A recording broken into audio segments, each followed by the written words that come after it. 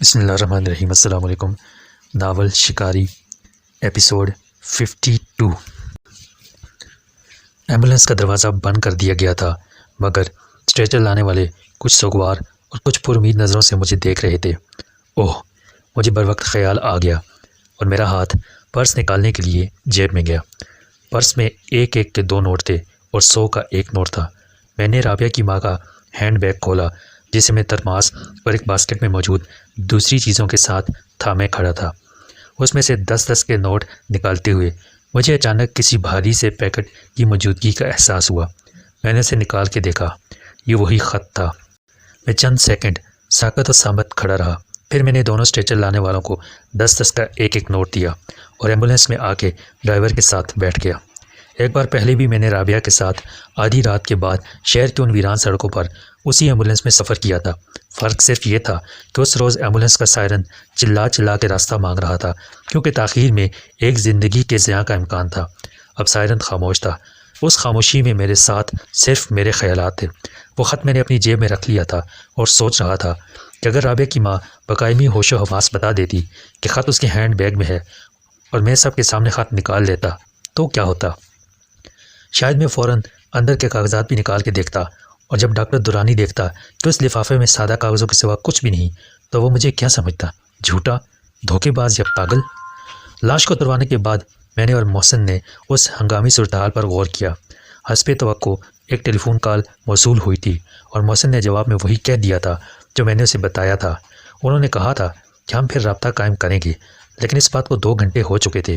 اگر اب ان کا پیغام موصول ہو جاتا تو یہ مسئلہ حل ہو سکتا تھا، جس میں ہماری پوزیشن بہت عجیب تھی۔ ہم اب کفن دفن کے انتظامات کی ذمہ داری قبول کر چکے تھے۔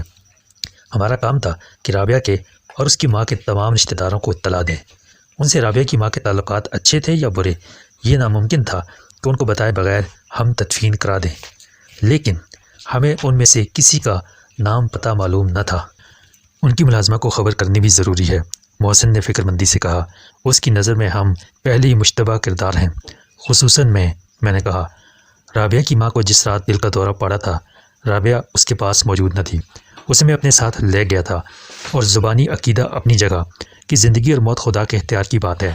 وہ موت کا یہی سبب بتائے گی کہ بڑی بیگم صاحبہ کو وقت پر اسپتال نہیں پہنچایا گیا تھا، ورنہ وہ بچ جاتی۔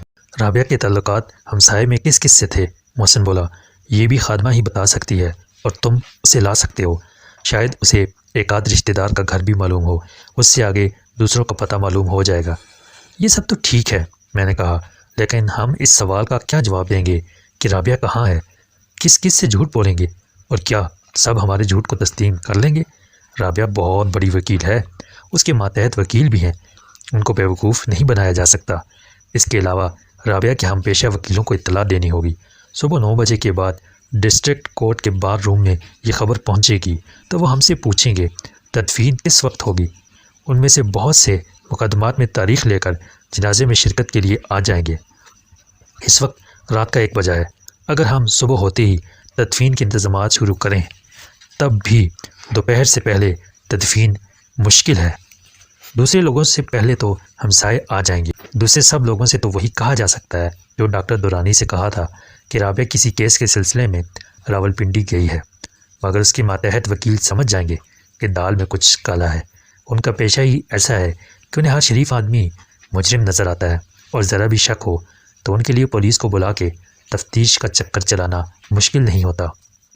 ہم پہلے ہی اتنے چکروں میں پڑے ہوئے ہیں کہ مزید چکروں کے متحمل نہیں ہو سکتے۔ اگر ہم وکیلوں کو اطلاع ہی نہ دیں، محسن نے کہا، یہ کہہ دیں کہ آخری رسوم میں خاندان کے افراد شریک تھے۔ خاندان کے افراد کا مسئلہ پھر بھی باقی رہتا ہے، میں نے کہا۔ اگر صبح سے پہلے ہم خط دے کر رابعہ کو لانے میں کامیاب ہو گئے، پھر تو کوئی گڑبڑ نہیں ہوگی۔ میں رابعہ کو اس کے کمرے میں سلا دوں گا۔ میں ڈاکٹر کو بلا کے بتا دوں گا کہ ابھی رابعہ کو ماں کی موت کا علم نہیں ہونا چاہیے، اور بہتر یہی ہے کہ وہ سوتی رہے۔ بات آ گئی سمجھ میں، محسن نے اچانک کہا۔ رابعہ اپنے کمرے میں سوتی رہے گی، ہم کسی کو اس کے کمرے میں نہیں جانے دیں گے کہ ڈاکٹر نے سختی سے منع کیا ہے۔ ہم کہہ سکتے ہیں کہ رابعہ پر صدمے کا شدید اثر ہے۔ میں کچھ دیر محسن کی بات سمجھنے کی کوشش کرتا رہا، لیکن رشتہ دار خواتین، پاس پڑوس کی عورتیں کہ خادمہ اگر کمرے میں جا کے صرف ایک نظر دیکھنے پر مصر ہوئیں تو کیا ہوگا؟ ایک جھوٹ کو نبھانے کے لیے دوسرے جھوٹ کا سہارا تو لینا ہی پڑتا ہے، محسن نے کہا۔ اور جھوٹ تو جھوٹ ہی ہے، کیا بڑا کیا چھوٹا۔ ہم کمرے کا دروازہ کھول کے بھی دکھا سکتے ہیں، یوں کہ دور سے دیکھنے والوں کو رابعہ واقعی سوتی ہوئی نظر آئے۔ رائٹ، میں نے چٹکی بجا کے اٹھتے ہوئے کہا۔ وقت بہت کم ہے، ہمیں کام فوراً شروع کر دینا چاہیے۔ رابعہ کے بیڈ روم کو سیٹ کر دینے کے بعد میں نے کسی فلم کے ہدایت کار کی طرح سوچنا شروع کیا، جو غیر حقیقی مناظر کو اس طرح پیش کرتا ہے کہ دیکھنے والے اسے حقیقت سمجھ کے تسلیم کرتے ہیں، جیسے باغ میں پانی دینے والے فوارے سے بارش کا منظر دکھانا۔ رابعہ کے بیڈ روم پر چادر کے نیچے تکیے اور دوسرے کپڑے رکھ کے یہ تاثر دینا بہت آسان تھا کہ یہ رابعہ ہے جو چادر اوڑھے لیٹی ہے۔ ہم یہ بھی دکھا سکتے تھے کہ وہ چادر میں منہ سر لپیٹے سو رہی ہے، مگر میں نے زیادہ حقیقی تاثر دینے کا انتظام کیا۔ رابعہ کے وارڈروب میں سے میں نے ایک وگ نکالی۔ اس میں مصنوعی بالوں کے بنے بنائے جوڑے بھی رکھے تھے، جو رابعہ نے میرے سامنے تو کبھی استعمال نہیں کیے تھے۔ شاید یہ اس دور کی یادگار تھے جب اس کی شادی ہوئی تھی، صرف شادی جسے خانہ آبادی ہرگز نہیں کہا جا سکتا تھا۔ ہر سہاگن کی طرف وہ 16 سنگار کرتی ہوگی، بالوں کی آرائش کے انداز بدلتی ہوگی اور خود کو آئینے میں دیکھ کے اپنے حسن کی قوت تسخیر پر غرور کرتی ہوگی، اور اپنے خیالوں، خوابوں اور تصورات کا عکس دیکھ کے شرم و حیا سے اس کا چہرہ گلنار ہو جاتا ہوگا۔ اے بسا آرزو کے خاک شدہ، سوائے حسرت تعمیر گھر میں خاک نہیں۔ میں نے ایک سرد آہ بھر کے لمبے سیاہ چمکیلے بالوں کی وگ کو پھیلایا، کچھ تکیے پر، کچھ چادر کے اوپر۔ وگ کے نیچے ایک جوڑا رکھا اور چادر کا کونا تھوڑا سا آگے کھسکا دیا۔ پھر میں نے دروازے کے قریب جا کے دیکھا۔ محسن نے تائید میں سر ہلایا۔ تاثر مکمل تھا۔ دن میں سارے پردے برابر ہوں گے اور ٹیبل لیمپ بھی آف ہوگا تو کمرے کا دروازہ کھول کے اندر آنے والے کو بھی یہی نظر آئے گا کہ رابعہ کروٹ لیے اور منہ دیوار کی طرف کیے سو رہی ہے۔ محسن نے میرا کندھا پکڑ کے ہلایا۔ کس سوچ میں پڑ گیا اسکندر؟ وقت نہیں ہے ہمارے پاس۔ میں چونکا۔ ہاں، میں نے کہا، ہاں، ہم سب کے پاس وقت نہیں ہے، نہ جینے کا نہ مرنے کا۔ محسن نے فائنل ٹچ یہ دیے تھے کہ رابعہ کی ایک ساری اور بلاؤز بیڈ کے قریب کرسی پر یوں ڈال دیے تھے جیسے سونے سے پہلے رابعہ نے اسی لباس کو بدلا تھا۔ بیڈ کی دوسری جانب ساڑی سے میچ کرتی ہوئی سینڈل رکھ دیے تھے جو دروازے میں سے داخل ہونے والے کو سامنے نظر آ جائیں۔ بیڈ کے سرہانے ٹیبل لیمپ کے ساتھ ہی ایک ہینڈ بیگ رکھا تھا اور کلائی کی ایک گھڑی رکھی تھی۔ یہ سب کچھ محسن نے وارڈروب میں سے نکالا تھا۔ اس نے میرا ہاتھ پکڑ کے باہر کھینچ لیا۔ میرا خیال ہے، بلکہ یقین ہے کہ یہ ڈرامہ چل جائے گا، محسن نے کہا۔ اس وقت رات کا 1 بجا ہے۔ اگر انہوں نے 6 گھنٹے کے اندر اندر رابعہ کو واپس کر دیا تو ہم خیالی رابعہ کی جگہ حقیقی رابعہ کو سلا دیں گے۔ باقی انتظامات اپنے ہی رہیں گے، یعنی ہم رابعہ سے کسی کو ملنے کی اجازت نہیں دیں گے اور رابعہ کو بھی معلوم نہیں ہونے دیں گے کہ اس کی ماں مر چکی ہے۔ وہ بیٹی کو رخصت کرنے کے لیے زندہ تھی، میں نے کہا۔ میرا موڈ سخت قنوتی ہو رہا تھا، اور اب بیٹی زندہ ہے، ماں رخصت ہو رہی ہے۔ یہ تقدیر کے کھیل ہیں سکندر، محسن نے کہا۔ خدا جانتا ہے کہ ہم جو کچھ کہہ رہے ہیں اور کر رہے ہیں خلوص، نیکنیتی اور راستی کے ساتھ کر رہے ہیں۔ رابعہ مجھے معاف کر دے گی محسن؟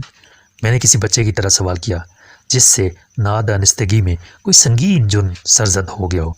نہیں، محسن بولا، معاف تو اسے کیا جاتا ہے جس پر کوئی الزام ہو۔ کیا تو نے ابھی تک اس حقیقت کو تسلیم نہیں کیا کہ وہ تجھ سے محبت کرتی ہے اور وہ تیری خاطر دنیا کو الزام تو دے سکتی ہے، مگر ساری دنیا کے کہنے سے بھی تجھے مورد الزام نہیں سمجھ سکتی؟ میں ڈرائنگ روم کی طرف جاتے جاتے پلٹ گیا اور رابعہ کی ماں کے کمرے کی طرف چلنے لگا، جہاں اس کا جسد خاکی اپنے اور رابعہ کے اور سارے جہاں کے اندیشوں سے بے نیاز انتظار سفر میں تھا۔ میں نے محسن کی آواز سنی جس نے کہا تھا کہ وہ کچن سے کافی بنا کے لا رہا ہے اور میں ٹیلی فون کا خیال رکھوں۔ پراسے ماحول کی کشیدگی نے مجھے ذہنی اور جسمانی طور پر بری طرح تھکا دیا تھا۔ میں ایک کرسی پر گر پڑا اور اپنے پیر دراز کر کے دوسری کرسی پر رکھ دیے۔ سر سے پیر تک سفید چادر میں چھپی ہوئی لاش میرے بائیں ہاتھ پر تھی اور ٹیلی فون دائیں جانب سٹینڈ پر رکھا تھا۔ دونوں کی خاموشی کا انداز ایک جیسا اعصاب شکن تھا۔ کمرے کا سناٹا اتنا بوجھل تھا اور میں اپنے خیالات میں اتنا ڈوبا ہوا تھا کہ گھنٹی بجی تو میں اچھل پڑا۔ رابعہ کا تصور ایک آرزو میں ڈھل گیا اور میں نے دھڑکتے دل کے ساتھ ریسیور اٹھایا۔ ہیلو، میں نے کہا، اور اس وقت مجھے اپنی آواز بھی اجنبی لگی۔ دیکھیے، مجھے سکندر بخش سے بات کرنی ہے، ایک عورت نے کہا۔ کیا وہ یہاں ہیں؟ میں نے ریسیور کو ہٹا کے غور سے دیکھا، حالانکہ اس میں ریسیور کا کوئی قصور نہیں تھا۔ میں بول رہا ہوں، سکندر، میں نے پہلے ضامن رضوی صاحب کو فون کیا تھا، انہوں نے کہا وہ تو غائب ہے، رات کے کھانے کا وعدہ کر کے گیا تھا مگر آیا نہیں، پھر انہوں نے یہ فون نمبر دیا۔ اس وقت ایسی کون سی ضروری بات کرنی تھی آپ کو؟ میں نے اسپاٹ لہجے میں کہا۔ آدھی رات کو؟ وہ بات ہی ایسی تھی سکندر کہ میں تیرے انکل کے سامنے کرنا نہیں چاہتی تھی، وہ اس وقت سوئے ہوئے ہیں۔ مجھے محسن سے معلوم ہوا تھا کہ تجھے فوزیہ کا رشتہ منظور نہیں، شیروانی صاحب کی بیگم نے کہنا شروع کیا۔ بظاہر ان کے لہجے سے بہت دکھ کا احساس ہوتا تھا، مگر میں جانتا تھا کہ یہ دکھ جھوٹا ہے۔ میری تو سمجھ میں کچھ نہیں آیا۔ اگر تیرے انکل کو معلوم ہو جاتا تو بہت برا ہوتا، وہ بلڈ پریشر کے مریض ہو گئے ہیں۔ میں نے محسن سے کہا، ایسا کیسے ہو سکتا ہے؟ میں بہت کچھ کہہ سکتا تھا، میرا ذہنی توازن برقرار نہیں تھا۔ میں دل زدہ اور پشیمان رابعہ کی ماں کے بے جان جسم کے سامنے مجرم بنا بیٹھا تھا اور سوچ رہا تھا کہ نہ جانے اس وقت رابعہ پر کیا بیت رہی ہوگی، وہ کہاں اور کس حال میں ہوگی۔ میرے لیے خیال ہی محال بلکہ ناممکن تھا کہ ایسے وقت میں 1000 میل کے فاصلے سے ایک آواز میرے دل کے ان زخموں میں انگارے بھرنے آ جائے گی جن کی کسک کو بدلے ہوئے حالات اور وقت نے دبا رکھا تھا۔ مجھے ایک جنازہ اٹھانے سے پہلے اپنی ازدواجی زندگی کے مستقبل کا فیصلہ کرنا ہوگا اور اس محبت کو دفن کرنا ہوگا جسے میں نے خود اپنے ہاتھوں موت کی نیند سلا دیا تھا۔ بولے سکندر، کیا یہ سچ ہے؟ فوزیہ کا چہرہ ویرانی شب میں 16ویں رات کے چاند کی طرح ابھرا، افسردہ اور مذہل، اجالے سے ہولے ہولے دمکتا ہوا۔ پھر اس کی جگہ رابعہ کی صورت نے لے لی۔ بولے سکندر، کیا یہ سچ نہیں ہے؟ تم مجھے ہی چاہتے ہو نا؟ نہیں سکندر، تم مجھ سے محبت کرتے تھے، تم مجھ سے محبت کرتے ہو اور کرتے رہو گے، فوزیہ نے بضد ہو کے کہا۔ سکندر، کہہ دو اس لڑکی سے کہ یہ صرف اس کا خیال تھا۔ رابعہ نے ہر خون آلودہ تارے پیرہن کو لہرا کے کہا۔ یہ جھوٹ ہے، سکندر اور میں بچپن سے ایک دوسرے کو چاہتے ہیں۔ فوزیہ کا چہرہ اب بھی پر اعتماد تھا۔ سچ یہ بھی ہے کہ میں نے تم سے پہلے سکندر کو چاہا۔ رابعہ نے اس کی دلیل مسترد کر دی۔ بولتے کیوں نہیں لڑکے، کون ہے یہ رابعہ؟ فوزیہ کی ماں نے کہا۔ کیا تو واقعی اس سے محبت کرنے لگا ہے؟ جی، میں نے مضبوط لہجے میں کہا، میں واقعی اس سے محبت کرنے لگا ہوں۔ کوئی بات نہیں، میں سب سنبھال لوں گی، میں کہہ دوں گی میں اپنی بیٹی کی شادی سکندر سے نہیں کروں گی۔ میں نے ریسیور رکھ دیا، کہنے سننے کو اب کچھ نہیں رہا تھا۔ میرے دل پر رکھا ہوا سنگ گراں ایک کوہ گراں میں ڈھل گیا۔ مجھے احساس تھا کہ میں نے ایک معصوم سیرت، محبت کی تقدیس پر ایمان رکھنے والی اور اعتماد کے رشتوں کا دامن تھام کے اپنے خوابوں کے ہفت رنگ آسمان پر اڑنے والی لڑکی سے اس کا سب کچھ چھین دیا ہے، اس کے خوابوں کا شیش محل چکنا چور کر دیا ہے، جس میں وہ خود کو سارے زمانے کی دسترس سے دور میری محبت کے سائے تحفظ میں تمام اندیشوں سے بے نیاز سمجھے بیٹھی تھی۔ لیکن نہ جانے کیوں مجھے صرف اس ظلم کا احساس تھا جو فوزیہ پر ہوا۔ مجھے یہ احساس نہیں تھا کہ میں نے جھوٹ بولا۔ جھوٹ کیا ہے، سچ کیا ہے؟ وقت اور حالات کے بدلتے ہوئے پیمانے، پھر کیا ازلی و ابدی سچائی کچھ نہیں، کہیں نہیں؟ اس ایک رات میں سچ اور جھوٹ کا مفہوم کتنی بار بدلا تھا۔ ہر جھوٹ سچ تھا۔ سچائی کو کس نے پہچانا ہے؟ گوتم بدھ نے، سقراط نے، ولیوں اور پیغمبروں نے۔ میں نے محسوس کیا کہ خیالات کا انتشار مجھے پاگل کر دے گا۔ کس کا فون تھا؟ محسن نے کافی کی 2 مگ لے کر اندر آتے ہوئے کہا۔ رانگ نمبر، میں نے ہپناٹزم کے زیر اثر بولنے والے کی طرح کہا۔ Wrong call to wrong person at wrong time. پھر تو کیا باتیں کر رہا تھا اتنی دیر تک؟ محسن نے حیران ہو کے کہا۔ کچھ نہیں، دامن چھڑا رہا تھا، میں نے کہا، اور کافی کا مگ لے لیا۔ کن ارادوں کو کامیاب کہوں، کس حقیقت کو باریاب کہوں؟ خون فرحات برسر فرحات، ہر تمنا کو بے ثواب کہوں؟ نہیں، کہنے کو اب کچھ بھی نہیں رہا۔ ایک بار پھر ٹیلی فون پکارنے لگا۔ میں نے اس کمینے بدصورت دشمن آلے کو دیکھا جس نے فاصلوں کو بے قرار کر دیا تھا، مجبوریوں کو لامحدود اور دوریوں کو لازوال کر دیا تھا، جو محبتوں کا قاتل تھا اور دلوں میں نفرتوں کا زہر گھولتا تھا، جو نحوست کی زبان تھا اور اجل کی آواز تھا، جس نے مقدس رشتوں کو قتل کیا تھا اور خواب سے خوبصورت جذبوں کو بے رحم حقائق کی لہر میں اتار دیا تھا۔ مگر یہ سب میری اپنی ذہنی کیفیت کا عکس تھا۔ کیا اسی ٹیلی فون پر لوگ اظہار محبت نہیں کرتے اور دائمی رفاقتوں کے عہد و پیمان نہیں کرتے، خوشیوں کے سندیسے نہیں دیتے، امید، حوصلہ اور اعتماد عطا کرنے والے الفاظ نہیں سنتے، اور دور ہو کے بھی اپنوں کے قریب نہیں رہتے؟ ریسیور محسن نے اٹھایا تھا، لیکن مجھے اس کی آواز سنائی نہیں دے رہی تھی۔ سکندر، محسن نے مجھے جھنجھوڑ کے کہا، کیا ہو گیا تجھے؟ لے بات کر، وہی حرامزادے ہیں۔ میں چونکا تو کرسی کے بازو پر رکھا ہوا کافی کا مگ نیچے گرا اور ٹوٹ گیا۔ ہیلو، میں نے مکانکی انداز میں کہا۔ دیکھو سکندر بخت، ایک مرد کی بھاری بھرکم آواز میرے کانوں میں پہنچی۔ میں نے پہلے بھی فون کیا تھا۔ مجھے معلوم ہے، میں نے کہا، مطلب کی بات کرو۔ مطلب کی بات کرنے سے پہلے تعزیت کرنا چاہتا ہوں، مجھے رابعہ کی ماں کی موت کا افسوس ہے۔ اچھا، میں نے کہا، وہ کیوں؟ تم تو رابعہ کو بھی موت کے گھاٹ اتارنا چاہتے ہو۔ نہیں، ہم یہ بالکل نہیں چاہتے، وہ بولا۔ اگر ہم ایسا چاہتے تو تمہیں رابعہ کی جگہ اس کی لاش ملتی اور ہم نہ ملتے۔ ہم ایک آخری موقع دینا چاہتے ہیں، ہم سے سودا کر دو، صبح ہونے میں ابھی دیر ہے۔ اگر وہ خط ہم تک پہنچ جائے تو رابعہ اپنی ماں کا آخری دیدار کرنے کے لیے پہنچ جائے گی۔ خط میرے پاس ہے، میں نے کہا۔ رابعہ کہاں ہے؟ رابعہ ہمارے پاس ہے، وہ بولا۔ تم خط لے کر آ جاؤ اور اس سے لے جاؤ، لیکن اپنے اس بیوقوف دوست سے کہو کہ بلا وجہ ٹانگ اڑا کے تمہارے اور رابعہ کے لیے مشکلات پیدا نہ کرے۔ ہمارا اس سے کوئی جھگڑا نہیں، وہ خودکشی پر کیوں کمر بستہ ہے؟ وہ مداخلت نہیں کرے گا، میں نے کہا۔ یہ میرا وعدہ ہے، اور یہ وعدہ میں رابعہ کی ماں کی لاش کے سامنے بیٹھ کے کر رہا ہوں۔ اگر تم میں ذرا سی بھی شرافت اور انسانیت ہے تو سکندر بات ڈائلاگ مت بولو، اس نے بیزاری سے کہا۔ یہ عقل کا سودا ہے، جذبات کا نہیں۔ خط تمہیں مل گیا ہے تو دیر مت کرو، اکیلے خالی ہاتھ اور پیدل روانہ ہو جاؤ، کسی کو کچھ بتائے بغیر۔ راستہ وہی ہوگا، ہم تمہیں پک کر لیں گے۔ اس بات کی کیا ضمانت ہے؟ ضمانت کسی بات کی نہیں دی جا سکتی، جیسے خیرات اپنی مرضی سے نہیں ملتی، اس نے کہا، اور فون بند ہو گیا۔ میں اٹھ کھڑا ہوا۔ میں رابعہ کو لینے جا رہا ہوں محسن، میں نے جیب سے پیڈرو کا ریوالور نکال کر اس کے حوالے کیا۔ میرے پیچھے مت آنا۔ پھر میں باہر نکل آیا۔ سڑک سنسان تھی اور دور دور تک میرے سوا کوئی راہگیر نہ تھا۔ میں نے محسوس کیا کہ میں ذرا بھی نروس نہیں ہوں اور بالکل خوفزدہ نہیں ہوں۔ مجھے کسی خطرے کے وجود کا احساس نہیں، اور یہ فکر نہیں کہ میرے بڑھتے ہوئے قدم مجھے کس منزل پر پہنچائیں گے۔ جال پھیلانے والے بہت ہوشیار شکاری تھے، اور انہیں اپنی ذہانت اور طاقت پر ناز تھا تو بجا تھا۔ میں جانتے بوجھتے شکار ہونے کے لیے جا رہا تھا، اور ان کے پھیلائے ہوئے جال میں گرفتار ہونے کے خیال سے قطعی پریشان نہیں تھا۔ اس اطمینان کی وجہ بھی مجھے معلوم تھی۔ اگر دشمنوں نے خط لینے کے بعد مجھے اور رابعہ کو قتل کر کے نہر میں پھینک دیا تو نہ ہم ہوں گے نہ غم ہوگا۔ ہمارے ساتھ دنیا جو چاہے کرے اور ہمارے بغیر جو چاہے کرے۔ بصورت دیگر انہوں نے وہ منحوس خط لے کر رابعہ کو واقعی آزاد کر دیا تو یہ میری کامیابی ہوگی، ناکامی نہیں۔ میں کراؤن سینما کے سامنے سے گزرا اور دائیں طرف گھوم کے سڑک کے کنارے کنارے چلتا گیا، ایک سگریٹ سے دوسری سگریٹ چلاتا گیا، اور دنیا و مافیہ سے بے خبر اپنے خیالات میں کھویا ہوا قدم بڑھاتا گیا۔ ریلوے کراسنگ کے بعد نہر آ گئی، اس کا خاموش گدلا پانی آہستہ آہستہ دونوں کناروں کی قید میں سفر کر رہا تھا۔ اس میں لہو کی سرخی تھی جسے صرف میری نگاہ دیکھ سکتی تھی۔ ایک رات اس کے دوسرے کنارے پر رابعہ مجھے لینے آئی تھی، اور اس وقت میں لہو لہان تھا۔ اب میں رابعہ کو لینے آیا تھا، اور میرے تصور میں اس کا وہی لہو سے لالہزار بدن تھا جسے میں نے ایک تہخانے کے اندھیرے میں فرش خاک پر سے اٹھایا تھا۔ وقت کی بساط الٹ گئی تھی۔ میرے سامنے دور سے ایک کار کی ہیڈ لائٹس نمودار ہوئیں، روشنی تیزی سے میری طرف آئی۔ میں رک کر انتظار کرنے لگا، مگر کار سیدھی نکل گئی۔ میں کچھ دیر اندھیرے کو گھورتا رہا اور پھر چل پڑا۔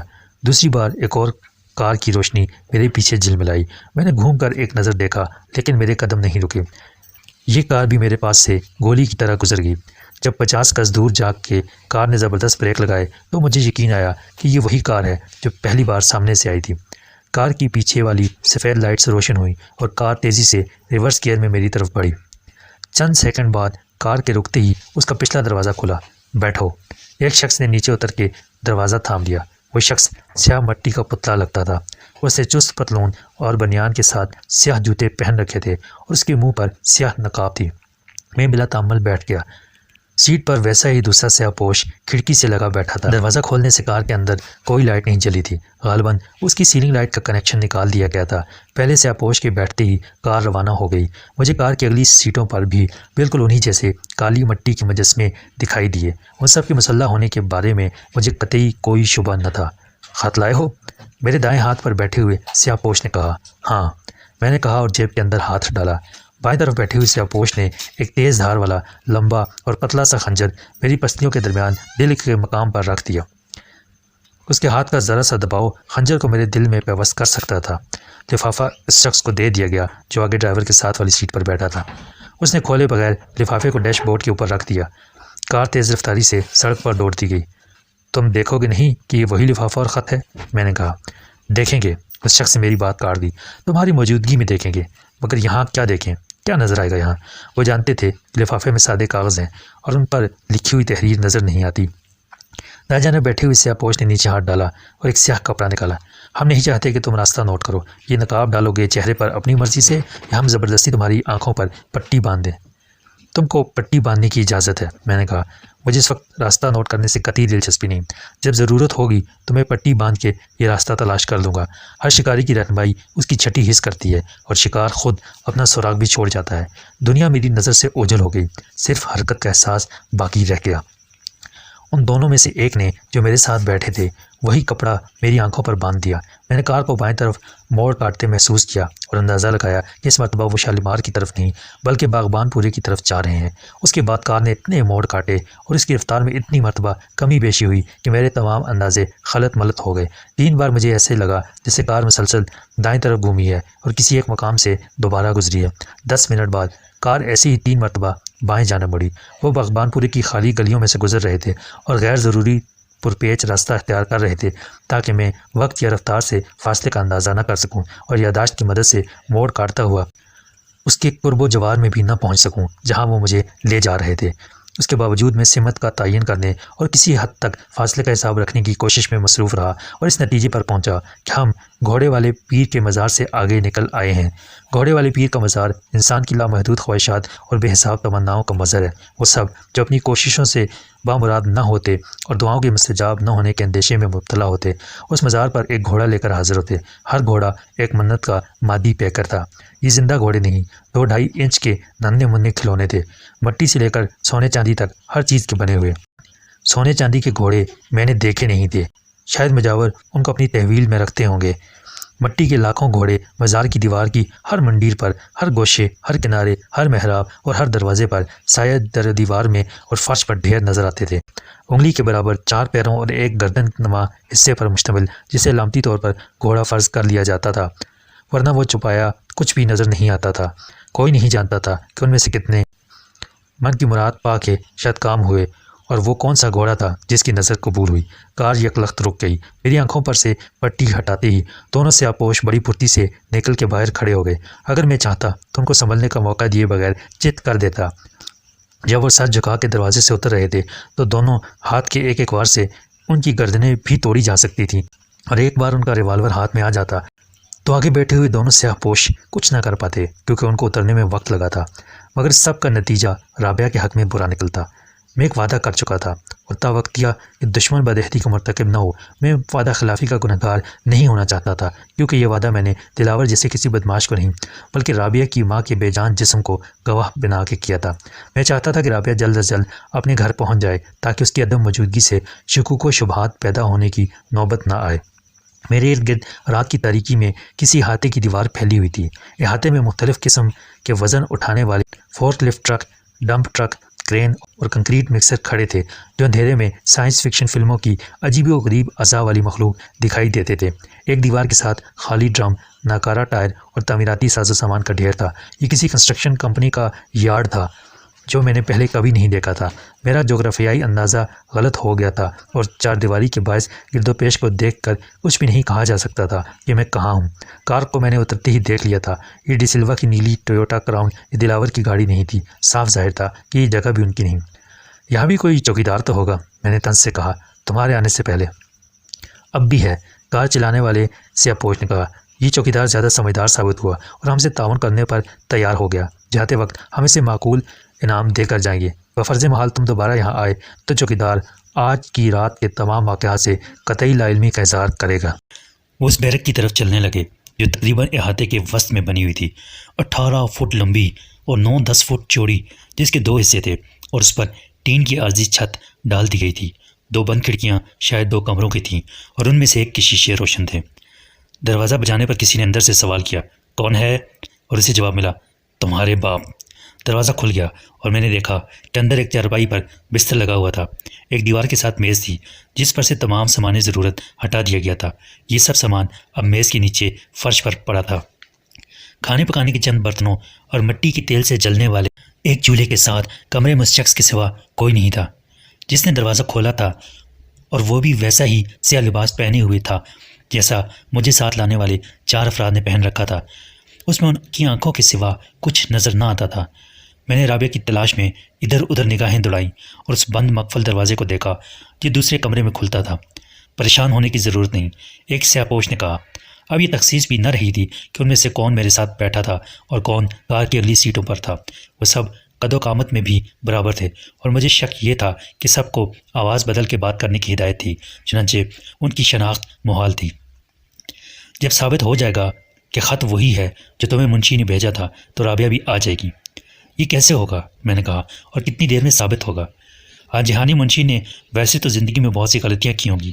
ایک سیاہ پوش نے لفافے میں سے کاغذات کا پلندہ نکالا، مگر مرتے وقت جس غلطی کا ان کو بہت ملال تھا وہ یہی تھی کہ انہوں نے پرانے نسخے آزما کر ایک تحریر تو لکھ دی جسے کوئی نہ دیکھ سکتا تھا اور نہ پڑھ سکتا تھا، مگر وہ پرچہ ترکیب استعمال ارسال کرنا بھول گئے۔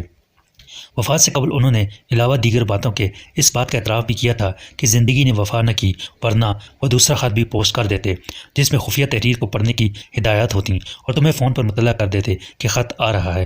مگر اس میں خود کو الزام دینا تو غلط ہے کہ یہ سب باتیں انہوں نے ہمیں بتائیں اور مر گئے۔ یہ سب تو نوشتہ تقدیر تھا اور ایسے ہی ہونا تھا۔ اب تم دیکھو، ہم منشی کے آخری الفاظ پر عمل کر کے تمہارے سامنے جادو کا کیا کھیل دکھاتے ہیں۔ اس نے خط کے صفحات دوسرے سیاہ پوش کی طرف بڑھا دیے۔ اس نے ایک بیگ کھولا جسے میں نے ابھی تک نہیں دیکھا تھا۔ یہ ڈاکٹروں کے استعمال میں آنے والا سیاہ چمڑے کا ڈبے جیسا بیگ تھا۔ اس نے بیگ میں سے ایک اسپرٹ لیمپ نکالا اور میز پر رکھ کے روشن کر دیا۔ پھر اس نے ایک شیشی نکالی جس میں کوئی بے رنگ محلول تھا۔ محلول کو اس نے ایک فرائی پین میں انڈیل دیا جو چوکیدار کے ساز و سامان میں شامل تھا، لیکن اس مقصد کے لیے خاص طور پر صاف کیا گیا تھا۔ چند منٹ میں محلول ابلنے لگا اور کمرے میں عجیب سی ناگوار بو پھیل گئی۔ سائنسی تجربہ کرنے والے نے بیگ میں سے صاف روئی اور ایک چمٹی نکالی۔ چمٹی کی مدد سے روئی کو محلول میں ڈبو کر اس نے کاغذات کا پلندہ میز پر رکھا اور پہلے صفحے پر بڑی احتیاط سے روئی پھیرنے لگا۔ اس سے کاغذ گیلا نہیں ہوا۔ وہ کیمیائی محلول بہت تیزی سے اڑ کر خشک ہوتا جا رہا تھا۔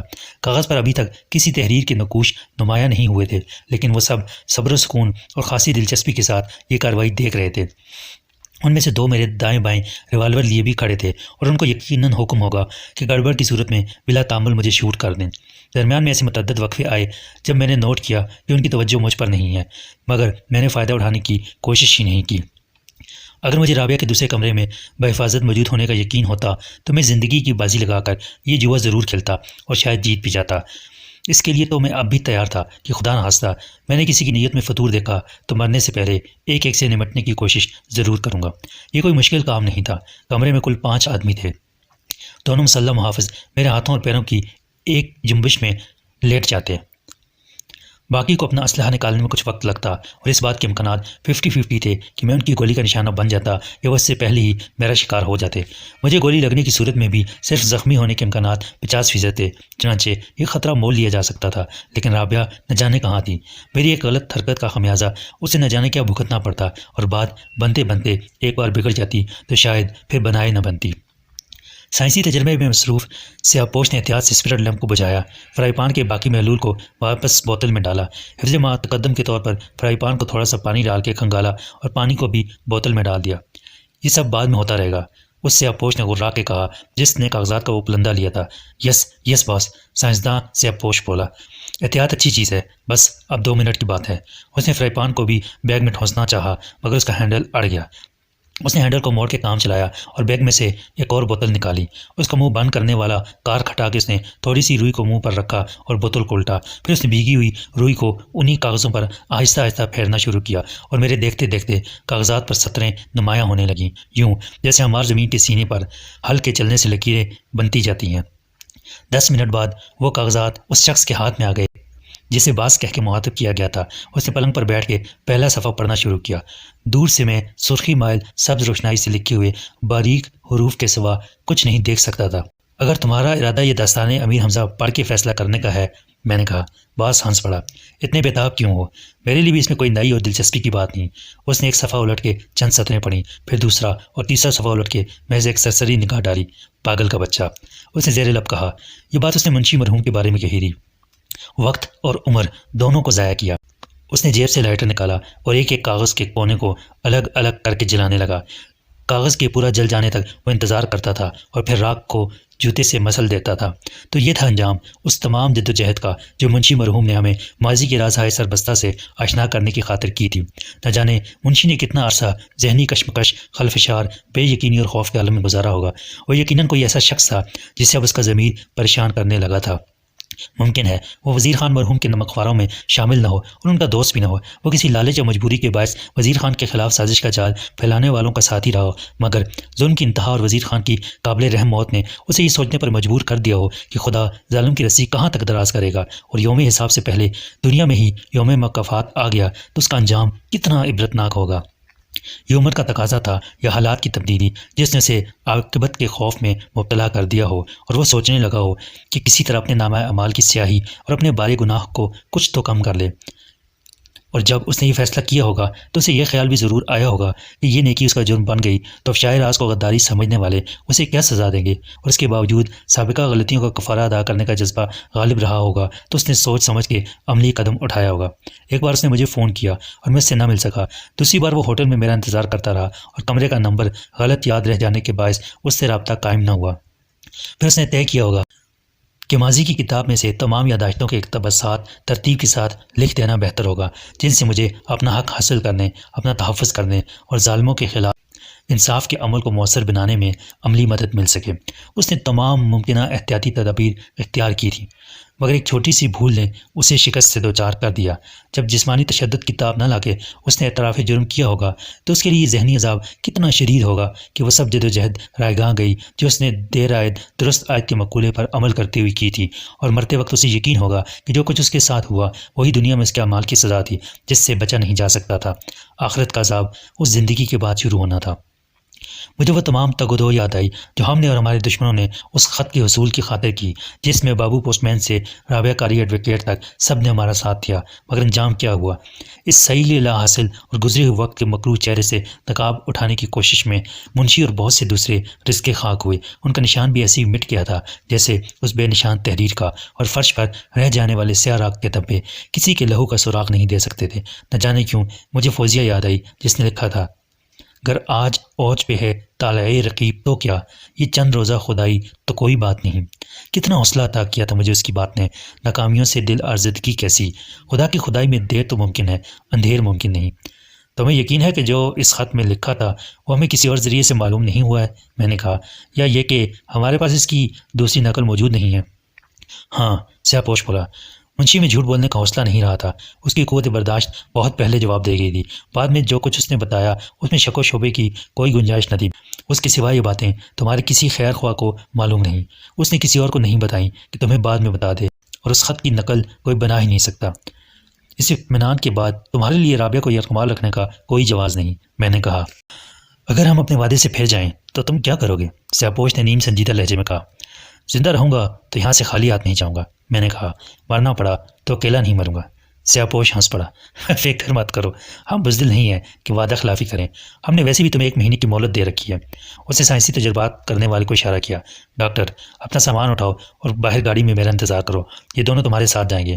اس نے دونوں سیاپوشوں کی طرف اشارہ کیا، ان میں سے ایک میرے ساتھ بیٹھ کر آیا تھا اور ریوالور لیے دروازے کے قریب کھڑا تھا، دوسرا شاید گاڑی کا ڈرائیور تھا۔ 3 سیاپوش نکل گئے کمرے میں، ایک تو وہی رہ گیا جسے سب باز کہہ کر مخاطب کر رہے تھے، دوسرا میرے بائیں ہاتھ پر ریوالور لیے کھڑا رہا۔ تم نے پیٹرو کے کپڑے پہن رکھے ہیں، باز کہلانے والے سیاپوش نے کہا، انہیں اتار دو۔ انہیں اتار دوں؟ میں نے برافروختہ ہو کے کہا، اور خود کیا کروں، ننگا کھڑا رہوں؟ ہم پیٹرو کو بھی ننگا ہی لے کر آئے تھے۔ وہ بولا، تمہارے کپڑے وہیں پڑے ہیں جہاں سائیں کی لاش پڑی ہے۔ سائیں کی لاش؟ میں چھٹ پڑا، اس کمرے میں تو کوئی لاش نہیں تھی، تم نے مار دیا تھا اسے؟ ہاں، لاش دوسرے کمرے میں تھی جہاں سے ہم بات کر رہے تھے، جہاں ایمپلیفائر پڑا تھا، لیکن اب اسٹور میں پڑی ہے۔ میرا خون خشک ہونے لگا۔ صبح کے بعد جب اس چوکیدار کی لاش ملے گی تو پولیس میرے کپڑوں کو بھی قبضے میں لے لے گی۔ ان کپڑوں میں میرا پتہ دینے والی کوئی چیز نہیں تھی سوائے میرے بدن کی بو کے۔ شہر میں مسلسل ہونے والی قتل کی پراسرار وارداتوں کے بعد پریس نے اتنا وویلا مچایا تھا کہ پولیس کی خصوصی ماہرین پر مشتمل ٹیم ان کا سراغ لگانے کے لیے تشکیل دی گئی تھی۔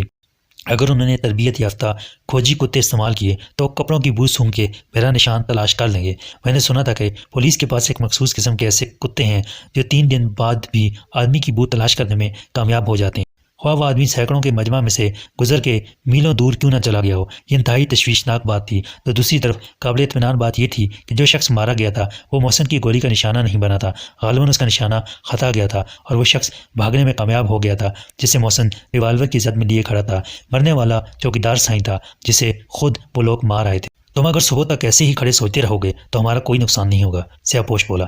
میں نے بے بسی سے ادھر ادھر دیکھا، اس امید میں کہ شاید بعد میں مجھے پہننے کے لیے چوکیدار کے کپڑے مل جائیں، لیکن انہوں نے آمدن وہاں سے سب کپڑے ہٹا دیے تھے۔ کوئی تولیہ، چادر، میز پوش یا پردہ تک نہیں چھوڑا تھا۔ مقصد صاف ظاہر تھا، میں بغیر کپڑوں کے ان کا پیچھا نہیں کر سکتا تھا اور کار کے پیچھے سڑک پر دوڑ نہیں لگا سکتا تھا۔ تم نے یہاں کے چوکیدار کو بھی مار دیا ہوگا، میں نے ایک فوری خیال کے تحت کہا۔ سیاہ پوش ہنسا۔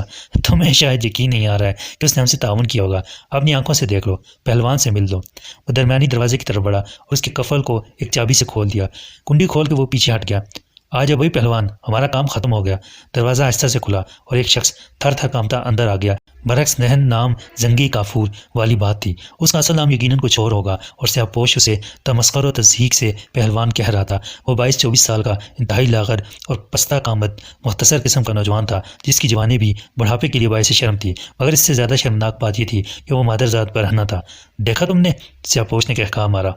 اس سے زیادہ کوئی کیا تعاون کرے گا جناب علی؟ پہلوان نے لرزتی ہوئی آواز میں کہا۔ اب تو میرے کپڑے دے دیں۔ کیا کرو گے اب تم کپڑوں کا پہلوان؟ سیاہ پوش نے جیب سے 100 کے نوٹوں کی ایک گڈی نکالی۔ البتہ یہ انعام لے لو۔ اس نے نوٹوں کی گڈی اپنے پیروں کے پاس ڈال دی۔ پورے 10,000 ہیں، نئے کپڑے بنوا لینا۔ اس کے لہجے میں کوئی بات ایسی تھی جس نے مجھے چوکنا کر دیا۔ میں نے چلا کر اس بے وقوف، ناعاقبت اندیش اور لالچی نوجوان کو خبردار کرنا چاہا، مگر وہ آگے بڑھ چکا تھا اور اس کی پرہوس نظریں 10,000 کی گڈی پر جم کے رہ گئی تھیں۔ وہ گڈی اٹھانے کو جھکا ہی تھا کہ سیاہ پوش کا ہاتھ بجلی کی طرح اس کی گردن پر پڑا۔ میں نے واضح طور پر گردن کی ہڈی کے ٹوٹنے کی آواز سنی اور اس جواں مرد کو فرش پر لڑکتے دیکھا۔ صدمے سے میرا ذہن معاف ہو گیا اور میں نے کچھ کر گزرنے کی خواہش پر بڑی سخت جدوجہد کے بعد قابو پایا، لیکن اس قتل نے میرے اندر کے اس آدمی کو جھنجھوڑ دیا جو اب تک رابعہ کی خاطر اور مصلحت کے تقاضے اور مجبوری کی باعث خاموشی سے ہر جائز اور ناجائز بات مان رہا تھا۔ کمرے میں اب 2 ہی آدمی تھے اور ان کو چابکدستی سے قابو میں کیا جا سکتا تھا۔ مجھے صرف اتنی یقین دہانی کی ضرورت تھی کہ رابعہ بھی یہیں دوسرے کمرے میں موجود ہے۔ یہ بات مجھے فوراً ہی معلوم ہو گئی۔ رابعہ کو لے جانے میں تم خود دیر کر رہے ہو، چوکیدار کا قاتل سیاہ پوش سپاٹ لہجے میں بولا۔ اگر تم چاہتے ہو کہ وہ ماں کا آخری دیدار کر لے اور کسی کو کچھ معلوم بھی نہ ہو تو جاؤ، رابعہ 7 والے کمرے میں موجود ہے، مگر ایسے نہیں، اپنے کپڑے ہمارے حوالے کر جاؤ۔ میں نے تعمیل کا ارادہ کیا اور آہستہ آہستہ جرسی اتارنے لگا۔ لاؤ ادھر پھینک دو احتیاط سے، سیاہ پوش نے کہا۔ میں نے جرسی کے بعد بنیان کو اس کی طرف اچھال دیا اور اس عرصے میں میرا ذہن مسلسل مصروف عمل رہا، لیکن حالات کے سامنے میں بے بس تھا۔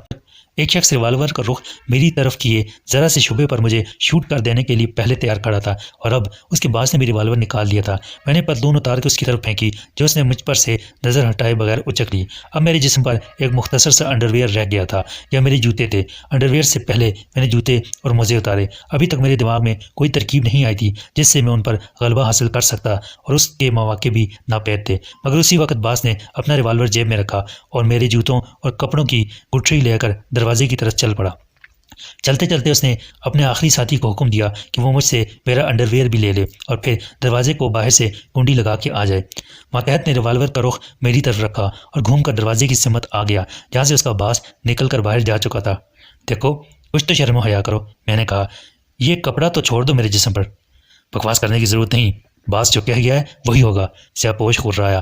باز کے جاتی وہ خود باز ہو گیا تھا۔ تمہاری مرضی، میں نے کہا۔ پھر میں نے تھوڑا سا جھجکتے ہوئے اپنا انڈرویئر بھی اتارا اور یہ دیکھا کہ وہ کچھ چیم کیا ہے۔ اس کی نظر ایک پل کے لیے ہٹی تھی کہ میں نے انڈرویئر اس کے منہ پر کھینچ مارا اور غوطہ لگا گیا۔ باہر سے گاڑی کی سٹارٹ ہونے کی آواز ریوالور کے فائر کے ساتھ ہی سنائی دی۔ سیاہ پوش نے پینترا بدل کے کونے کی طرف ہونا چاہا، مگر میں نے اسے مہلت نہ دی۔ یہ کیا ہے؟ باہر سے کسی نے چیخ کر جملے کا اختتام ایک غلیظ گالی پر کیا۔ اس وقت تک میں نے سیاہ پوش کو اوپر اٹھا لیا تھا۔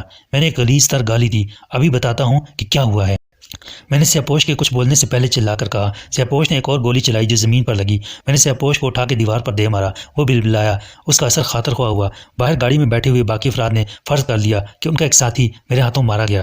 گاڑی چلاؤ، اسی شخص نے چیخ کر کہا جو باس بنا ہوا تھا۔ مرنے دو حرامزادے کو۔ گاڑی کے روانہ ہونے کی آواز سنتے ہی پیچھے رہ جانے والے کا استاد جواب دے گیا۔ اس نے اٹھ کر بھاگنے کی کوشش کی، مگر میری لات اس کے سینے پر پڑی اور وہ دیوار کے پاس لاش کے قریب جا گرا۔ ریوالور اس کے ہاتھ سے پہلے ہی نکل گیا تھا۔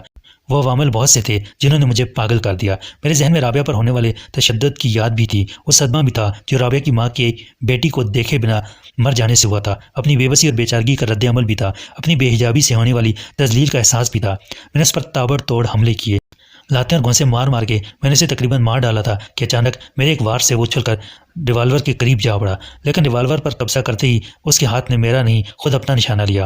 मैं उस वक्त भी हरकत में था और उस पर दस्त लगा चुका था। उसने खुद को मेरे मुकाबले में बहुत कमज़ोर और बेकस और तनहा पाके फैसला किया था कि अपने हाथों अपनी ज़िंदगी का खात्मा कर ले, मगर मैंने उसकी आरज़ू भी पूरी नहीं होने दी। जो गोली वो अपनी कनपट्टी पर चलाने वाला था वो मेरे उस पर जा पड़ने से शाने में लगी। रिवाल्वर फिर उसकी गिरफ्त से निकल गया। मैंने उसके सर को बालों से पकड़ के फर्श पर मारा। वो आखिरी बार कराहा और बेहस हरकत हो गया। मेरी वहशत और दीवानगी इस ख्याल के साथ ही काफूर हो गई कि वो मर चुका है। मैं उसे छोड़ के खड़ा हो गया। उसके शाने के जख्म से बहने वाला लहू मेरे बेलिबास बदन पर लग गया था और खुद स्यापोश के लिबादे को तर कर रहा था। एक बार फिर मुझे गर्म इंसानी खून की महक से उबकाई आई और मैंने इधर उधर देखा। एक घुड़ंची पर छोटा सा मटका और ढकने पर सिल्वर का मग रखा था। मैंने मग से पानी निकाला और अपने जिस्म पर से खून को धोया। निशान न रहने के बावजूद वो बू मेरे दिमाग में बसी रही। फिर मैंने अंडरवेयर पहना और उससे आपोश को झुक कर देखा। वो जिंदा था और गोली से सिर्फ शाने का गोश्त उधड़ा था। मैंने फिर गुड़ंची के पास आके एक मग भरा और 2 घूंट पानी पी के बाकी से अपने मुंह पर छींटे मारे। मेरा दहकता हुआ चेहरा ठंडा पड़ने लगा और मैं साथ झटक के दूसरे कमरे की तरफ बढ़ा। दरवाजे से कमरे में कदम रखती मैंने राबिया को देखा। वो एक खिड़की से यूं बंदी बैठी थी कि उसको दोनों हाथ एक साथ बांध के खिड़की की सलाखों के साथ जकड़ दिए गए थे। पैर दूसरी रस्सी से बांधे गए थे और दूसरी रस्सी का आखिरी सिरा एक दरवाजे के हैंडल में बंधा हुआ था। दरवाज़ा बंद था और गालबन दूसरी तरफ से बाहर जाने का रास्ता था। इस पोजीशन में राबिया के लिए दीवार से टेक लगा के बैठना ही मुमकिन था। न वो लेट सकती थी और न खड़ी हो सकती थी। उसके मुंह में एक मैला सा कपड़ा ठोंस दिया गया था, चुनांचे उसके हलक से आवाज़ भी नहीं निकल सकती थी। लेकिन सबसे ज़्यादा शर्मनाक और बाइस जिल्लत बात यह थी कि वो राबिया को भी बेलिबास छोड़ गए थे। मैंने खुदा का शुक्र अदा किया कि मेरे जिस्म पर नाम को ही सही छतरपोशी के लिए कुछ तो है, वरना मेरे लिए राबिया का सामना करना कहीं ज़्यादा दुश्वार होता। उस कमरे में आने वाली रोशनी वही थी जो दूसरे कमरे से दरवाजे के रास्ते पहुंच रही थी। मैंने घुटनों के बल बैठ के राबिया के मुंह से कपड़ा निकाला। राबिया ने गहरी सांस दी और कुछ कहा जो मैंने नहीं सुना। मैं लपक कर वापस दूसरे कमरे में जा पहुंचा। वहाँ मैंने मेज़ के नीचे पड़े हुए सामान में से छुरी उठाई और वापस भागा। ज़रा सी देर में सारी रस्सियाँ कट गईं। जिस बात ने मुझे हैरान किया वो ये थी कि रस्सी की हर गिरा तो सख्त थी, मगर कलाई पर या टखनों के पास से रस्सी ढीली रखी गई थी, सिर्फ इस हद तक कि जिल्द पर निशान ना आए, मगर हल्का इतना बड़ा भी ना हो कि राबिया जोर लगा के हाथों या पैरों को निकाल दे। राबिया मेरी जान, मैंने बेख्तियार उसके सर को अपने सीने से लगा लिया। मुझे माफ़ कर दो, मेरी वजह से तुम्हें बड़ा जुल्म सहना पड़ा, बहुत दुख उठाने पड़े। मैं सख्त गुनहगार हूँ, तुम्हारा मुजरिम हूँ। सिकंदर, वो आहिस्ता आहिस्ता ससकती बोली, कैसी बातें करते हो, तुम्हारा क्या कसूर है इसमें? ये सब मेरा कसूर है। मेरी वजह से तुम पर सब आफात आई। न मैं तुम्हारे पास आता न ये सब कुछ होता। मैंने उसकी बंद आंखों से बहते हुए खामोश आंसुओं को नरमी से साफ किया। उस वक्त हम में से किसी को एहसास था तो अपने अपने जज्बों की सदाकत का और अपने खुलूस का और अपनी नेक नीयती का। हमारे जज्बात में पाकिज़गी और तहारत की खुशबू थी और वह आलाइश कहीं न थी जो जिस्मों के बेजवाना इत्तिसाल से जन्म लेती है। मुझे खुशी थी कि मैंने राबिया की ज़िंदगी बचा ली और ख़ुद अपनी नज़र में रुसवा नहीं हुआ।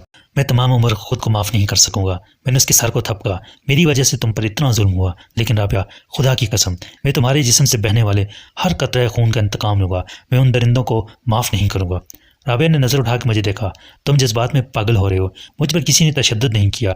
उन्होंने 2 मरतबा मुझे क्लोरोफार्म सुंघा के बेहोश ज़रूर किया था, एक अगवा करते वक्त, एक मरतबा बाद में। या उस वक्त उसका चेहरा लाल हो गया, मगर उस वक्त भी उन्होंने बांधने के सिवा कुछ नहीं किया, वो भी बहुत माजरत के साथ। ये तुम क्या कह रही हो? मैंने हैरानी से कहा। गुज़िश्ता बार मैंने तुम्हें दूसरी जगह देखा था, उधर दरोगा वाला की तरफ, एक ज़ैर तमीर कोठी के तहखाने में। तुम तो लहू लुहान थी। लहू लुहान? वो मुझसे ज़्यादा हैरान होकर बोली। उन्होंने तो मुझ पर उंगली भी नहीं उठाई, मुझे बहुत आराम से रखा और बार बार माफ़ी मांगते रहे कि वकील साहिबा, हम उस ख़त को हासिल करने के लिए आपको लाने पर मजबूर थे। ख़त मिल जाएगा तो हम आपको घर भी छोड़ आएंगे। उन्होंने कहा कि सिकंदर पर और किसी तरह दबाव नहीं डाला जा सकता। मैंने तो उन्हें बता दिया था कि सिकंदर इस तरह दबाव में नहीं आएगा, मगर तुम तो ज़रा मज़ाहमत नहीं कर सके। मज़ाहमत में कैसे करता राबिया? मैंने पलकें झपकाए बगैर उसे देखते हुए कहा। मैंने तो खुद अपनी आंखों से देखा था, तुम्हारा लिबास तार तार था और खून में तर था। तुम्हें धोखा हुआ होगा सिकंदर, वो बोली, या उन्होंने तुम्हें धोखा देने के लिए मुझे बेहोश करने के बाद मुझ पर रंग, सुर्ख रोशनाई या किसी जानवर का खून वगैरह डाल दिया होगा। मुझे तो जब दोबारा होश आया था तो मैं वहीं लेटी थी जहाँ मुझे बेहोश किया गया था, और मेरे कपड़े भी वही थे, बिल्कुल साफ। मेरे जिस्म पर या लिबास पर खून का एक दाग तक नहीं था। ड्रामा, मैंने दिल ही दिल में अपने आप से कहा। ये सब मुझे दहशत ज़दा करके अपनी बात मनवाने के लिए किया गया था। ऐसा ड्रामा दिलावर का शातिर जहनी स्टेज कर सकता था। वह नफसियाती तरीके इस्तेमाल करके जहन पर मुसल्लत होना जानता था, और उसमें कोई शक नहीं कि इस बार भी वो अपने मकसद में कामयाब रहा था। ज़्यादा बातों का वक्त नहीं था। वो ख़त तो मैंने उनको दे दिया। मैंने कहा, ख़त दे दिया? राबिया ने कहा, लेकिन ख़त तो अम्मी के पास था। मेरे जहन को एक झटका सा लगा और मैं उठ खड़ा हुआ। وہ میں نے ان سے لے لیا تھا اور اب اس کی راکھ بھی نہیں۔ لیکن کیوں سکندر؟ وہ میرا ہاتھ تھام کے بولی، تم نے ایسا کیوں کیا؟ میں مجبور تھا رابعہ، میں نے کہا، اس لیے کہ مجھے تمہارے احسانات کا احساس تھا، بلکہ اس لیے کہ میں تم سے محبت کرنے لگا ہوں، تمہیں صرف تمہاری خاطر چاہنے لگا ہوں۔ تمہیں اگر یقین نہیں آتا تو ایک دن ضرور آ جائے گا، ایک بار میں نہ صحیح، ایک سال میں نہ صحیح، ایک عمر میں۔ کل تک مجھے بھی اپنے آپ پر اعتبار نہ تھا، مگر آج میں یہ بات پورے اعتماد کے ساتھ کہہ سکتا ہوں۔ مجھے معلوم تھا ایک دن تمہیں یہ احساس ضرور ہوگا، وہ آنکھیں بند کر کے بولی، لیکن یہ معلوم نہ تھا کہ ایسے غلط وقت پر اور ایسی غلط جگہ پر ہوگا۔ میں خفت زدہ ہو کے اٹھ کھڑا ہوا۔ وہ لوگ جاتے وقت میرے اور تمہارے کپڑے بھی لے گئے ہیں تاکہ ہم فوراً ان کا تعاقب کرنے کے لیے نہ نکل سکیں۔ یہاں کوئی چیز تو ہوگی، رابعہ نے کہا۔ میں نے نفی میں سر ہلایا۔ یہاں ایک چوکیدار تھا، اسے بھی مار گئے ہیں اور اس کے کپڑوں کے علاوہ بالش بھر کا رومال تک چھوڑ کر نہیں گئے تھے، لیکن میں نے تھوڑی سی ہمت کر کے ان کے ایک آدمی رکھ لیا ہے۔ افسوس یہ ہے کہ اس کے کپڑے پہن کے میں باہر نہیں نکل سکتا۔ وہ سر سے پاؤں تک سیاہ لباس میں تھا اور یہ لباس بھی اب خون آلودہ ہے۔ مجھے پولیس گھیر کر تھانے لے جائے گی تو خام خواہ وقت ضائع ہوگا، اور اس لباس فاخرہ میں باہر نکلو گے تو کوئی کچھ نہیں کہے گا۔ وہ بولی، نہیں، وہ میں نے سوچ لیا ہے، اب تم اطمینان سے یہاں بیٹھو، میں آدھے پونے گھنٹے میں واپس آتا ہوں۔ میں نے کہا، دوسرے کمرے میں مت جانا، وہاں ایک لاش پڑی ہے اور ایک یرغمالی بھی ہوش پڑا ہے، اس کا میں بندوبست کر جاؤں گا۔ میں نے اسے پوش کونی رسیوں سے باندھا جو میں نے رابعہ کے ہاتھوں اور پیروں سے کھولی تھیں۔ اس کے زخم سے رسنے والا خون منجمد ہو کے رک گیا تھا اور اس کی موت کا کوئی خطرہ نہ تھا۔ البتہ یہ خطرہ ضرور تھا کہ وہ ہوش میں آ جائے تو فرار ہونے کی کوشش کرے، یا اس کے وہ ساتھی جو افراتفری میں فرار ہو گئے تھے لوٹ کر اس کی لاش لے جانے کے لیے نہ آ جائیں۔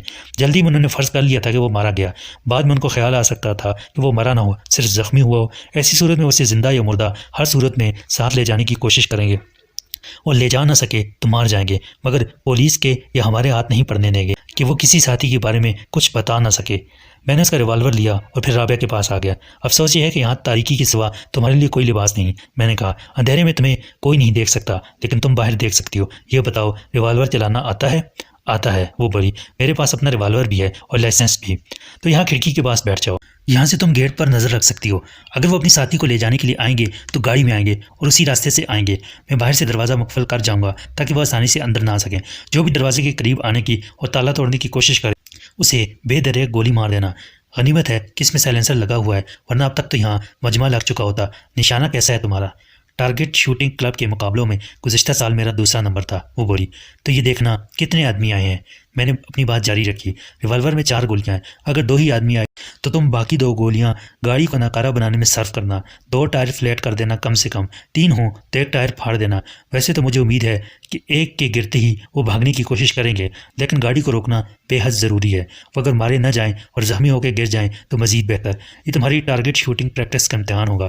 جرأت اور ہمت تو تم میں اچھے مردوں سے زیادہ ہے۔ اب میں جاتا ہوں، واپسی پر سب انتظام کر کے لوٹوں گا۔ اس وقت صبح کے 4 بجے ہیں، اگر 5 کی بجائے 6 بھی بج جائیں تو گھبرانا نہیں۔ میرا خیال ہے 8-9 بجے سے پہلے یہاں کوئی نہیں آتا ہوگا۔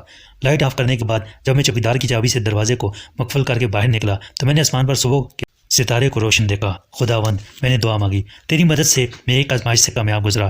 مجھے استقلال اور استقامت دے کہ میں اس امتحان میں پورا اتروں جو مجھے درپیش ہے۔ ابھی رابعہ کو یہ معلوم نہیں کہ اس کی ماں مر گئی ہے، اور اسے یہ صدمہ برداشت کر لینے کی توفیق دینے والا بھی تو ہی ہے۔ اسے زندگی کے لیے حوصلہ اور صبر دے اور مجھے اس کا ساتھ دینے اور اس کی حفاظت کرنے کے قابل بنا۔ دعا مانگ کے میں نے منہ پر ہاتھ پھیرا اور پلٹ کر دیکھا تو مجھے کھڑکی کے اندھے خلا میں ایک سائے کے وجود کا احساس ہوا جو محض میرے تصور کا کرشمہ تھا، ورنہ وہاں پر کچھ نظر آ ہی نہیں سکتا تھا۔ میرے لیے رابعہ کا حوصلہ انتہائی حیرت انگیز تھا۔ اتنا کچھ برداشت کر لینے کے بعد بھی وہ کسی خوف کے ہسٹیریا میں مبتلا نہیں ہوئی تھی، اور اس وقت بھی ایک اندھیرے اور مقفل کمرے میں ایک لاش اور ایک زخمی مجرم کے ساتھ جس حالت میں بیٹھی تھی اور جتنی مستقل مزاجی اور قوت برداشت کے ساتھ اس دہشت ناک صورتحال کا مقابلہ کر رہی تھی، وہ کسی عام عورت کے بس کی بات نہیں تھی جو ان حالات میں خود بے ہوش پڑی ہوتی۔ عورت کیا اچھے خاصے مردوں کی اس وقت گھگی بن جاتی ہے، لیکن رابعہ ریوالور لیے مسلح ہو کے آنے والے دشمنوں سے اکیلی نمٹنے کے لیے تیار بیٹھی تھی۔ بے لباس آدمی کا اعتماد کتنا کم ہو جاتا ہے، اس کا تلخ تجربہ ایک رات مجھے ہو چکا تھا۔ رابعہ عورت تھی جس کے لیے یہ کہیں زیادہ صبر آزما مرحلہ تھا، مگر اس نے قائد کو تسلیم کر لیا تھا کہ یہ فنا اور بقا کی جنگ ہے جس میں وہ بھی میری طرح ایک فریق ہے، اور ہم دونوں میں اب کوئی فرق نہیں رہا۔ احاطے سے نکلتے ہوئے مجھے ایک اور خیال آیا۔ میں نے گیٹ کو اندر سے باہری کنڈی لگا کے بند کیا اور پھر دروازے کے اوپر سے باہر کود دیا۔ اب کوئی گاڑی لے کر آئے گا تو سیدھا اندر نہیں جا سکے گا، اسے روک کر دروازہ کھولنا ہوگا اور رابعہ کو تیار ہونے کے لیے وقت مل جائے گا۔ سڑک پر آ کے میں نے دونوں طرف نگاہ دوڑائی۔ تحت نظر کوئی ذی روح متحرک نہ تھا، صرف میں تھا جو ایک انڈرویئر میں ملبوس ننگے پیر تارکول کی ٹوٹی پھوٹی سڑک پر چل رہا تھا۔ ابھی میں نے 100 گز کا فاصلہ ہی طے کیا تھا کہ مجھے ٹیلی فون کا کھمبا نظر آیا۔ میری نظر نے ٹیلی فون لائن کے ساتھ ساتھ دیکھا۔ لائن ایک 2 منزلہ مکان تک گئی تھی جو تاریکی میں ڈوبا ہوا تھا۔ میں نے ہمت کر کے کال بیل دبائی۔ ڈنگ ڈانگ، اندر سے میوزیکل بیل کے 2 سریلے بول سنائی دیے۔ پھر خاموشی پہلے کی طرح مسلط ہو گئی۔ میں نے کال بیل کے بٹن کو بار بار دبایا۔ بالآخر اوپر کی منزل پر ایک کھڑکی کے پٹ روشن ہوئے۔ کسی نے ایک پٹ کھولا اور کہا، کون ہے بھائی اس وقت؟ ڈاکٹر صاحب گھر پر نہیں ہیں۔ لہجہ کچھ جلایا ہوا اور بزرگانہ تھا۔ بولنے والا لوہے کی گرل میں سے سر نکال کے نہیں دیکھ سکتا تھا، ورنہ میری حیت قضائی دیکھتے ہی وہ مجھ سے پہلے پولیس کو فون کر دیتا۔ مجھے ڈاکٹر صاحب سے نہیں ملنا جناب، ایک ضروری فون کرنا ہے۔ میں نے منہ اوپر اٹھا کے کہا، لا حول ولا قوت، یہ بھی کوئی پبلک کال آفس ہے؟ آ گئی شریفوں کی نیند حرام کرنے۔ کھڑکی دھڑ سے بند ہو گئی۔ میں نے پھر پش بٹن کو دبایا۔ کھڑکی سخت برہمی کے عالم میں پھر کھولی۔ اب جاتے ہو یا؟ حضور، مجھے کسی کے انتقال کی خبر دینی تھی، میں نے بزرگوار کے کچھ اور ارشاد فرمانے سے پہلے کہا۔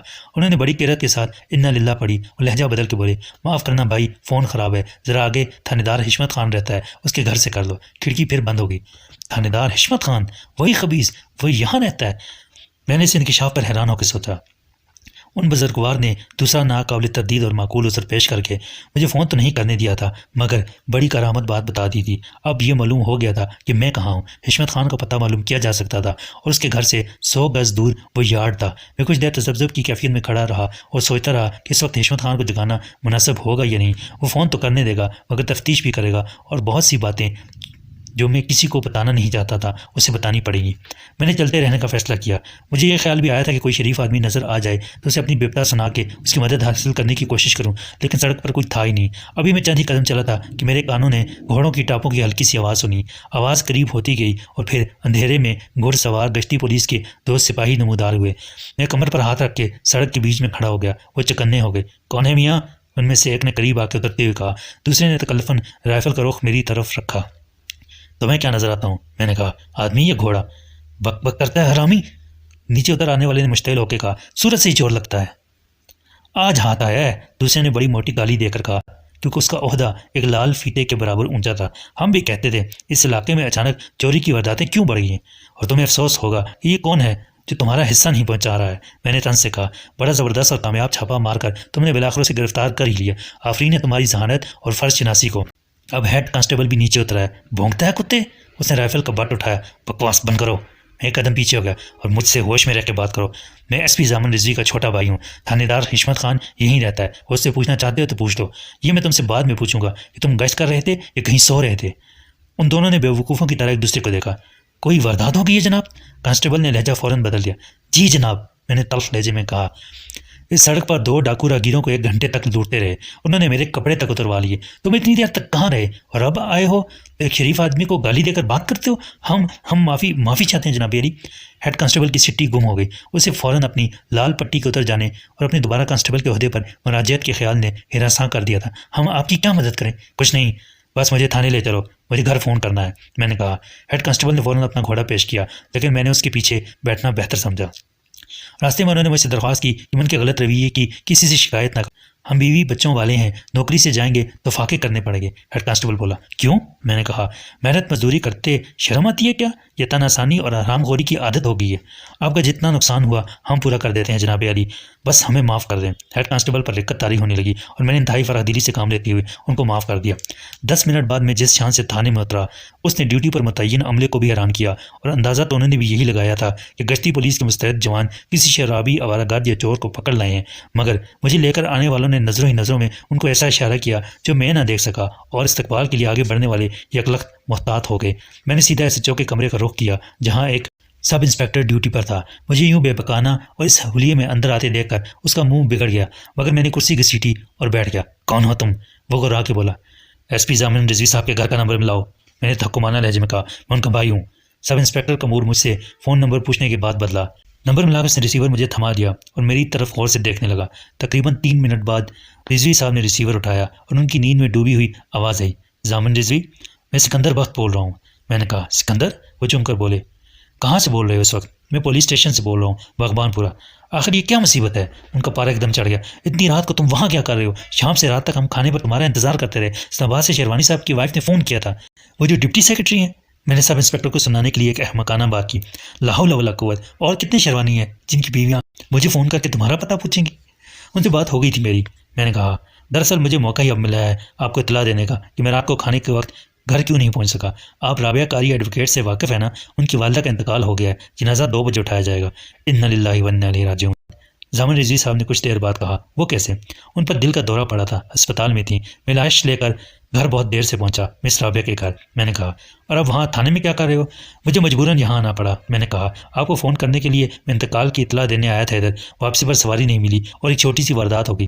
कैसी वारदात? वो परेशानी से बोले। तुम खैरियत से हो ना? जी मैं बिल्कुल खैरियत से हूँ, आप बिल्कुल फ़िक्र न करें। 2 बदमाशों ने मुझे अकेला पाकर लूट लिया था, तो मैं गाड़ी भेज देता हूँ। उन्होंने कहा, नहीं आप गाड़ी न भेजें, मैं मौसम से कह देता हूँ और राबिया की गाड़ी लेकर आ जाएगा। बस आपको इतला देनी मकसूद थी। मैंने कहा, मैं यहाँ से राबिया के घर जाऊँगा और तदफीन तक वहीं रहूँगा। आप आएंगे? मैं तदफीन में ज़रूर आऊँगा। कौन है ड्यूटी पर? फ़ोन दो ज़रा उसे। SP साहब बात करना चाहते हैं। मैंने रिसीवर इंस्पेक्टर की तरफ बढ़ा दिया। वारदात के जिक्र से वो परेशान हो गया था। रिसीवर लेती वो बखला गया और मालूम नहीं रिजवी साहब ने उससे क्या कहा कि उसके हलक से यस सर के सिवा कुछ ना निकला। रिसीवर अब उसने इत्मीनान का सांस लिया और मुझसे वारदात की तफसील पूछनी चाहिए ताकि रिपोर्ट लिखी जा सके, लेकिन मैंने कहा कि मेरा इरादा कोई रिपोर्ट लिखवाने का नहीं है। एक कपड़ों के जोड़े और 200-225 रुपये की खातिर मैं किसी झंझट में नहीं पड़ना चाहता। फिर मैंने सब इंस्पेक्टर की इजाज़त के बगैर राबिया के घर का नंबर मिलाया। मोहसिन, मैंने रिसीवर उठाने के बाद सुनती कहा, मैं सिकंदर बोल रहा हूँ। सिकंदर?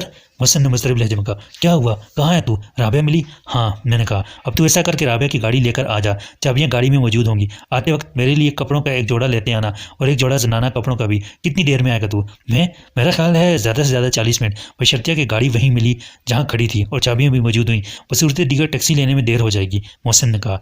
मोहसिन के आने तक थाने में खासा हंगामा रहा। सब इंस्पेक्टर ने गश्त करने वाले सिपाहियों को उनकी गफलत पर झाड़ पिला के अपनी अफसराना जिम्मेदारी पूरी की। फिर मेरे लिए स्पेशल चाय मंगवाई। मुझे ये पेशकश भी की गई कि मैं चाहूँ तो यहीं से गाड़ी का और ज़रूरत की तमाम चीज़ों का बंदोबस्त कर दिया जाए, लेकिन मैंने इनकार कर दिया। शायद थाने की तारीख का ये पहला वाक़या होगा जब एक नंग धड़ंग शख्स के साथ ये VIP जैसा सलूक किया गया और उसकी वाकई इज़्ज़त अफसाई हुई। वरना मुझे वो रात भी याद थी जब मैं इंतहाई शरीफाना और मुअज़्ज़ज़ हुलिये में हिशमत खान एंड कंपनी के हाथों दूसरे थाने में ज़लील हुआ था।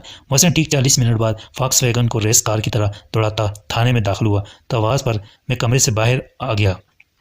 मेरा हुलिया देखकर मौसम बन चुका रह गया, लेकिन मैंने उसे तसल्ली दी कि परेशानी की कोई बात नहीं। लिबास तब्दील किया और सब इंस्पेक्टर से हाथ मिला के गाड़ी में बैठ गया। अब इधर, मैंने मौसम को इशारे से बताया, राबिया को लेना है। रिवाल्वर लाया है तू?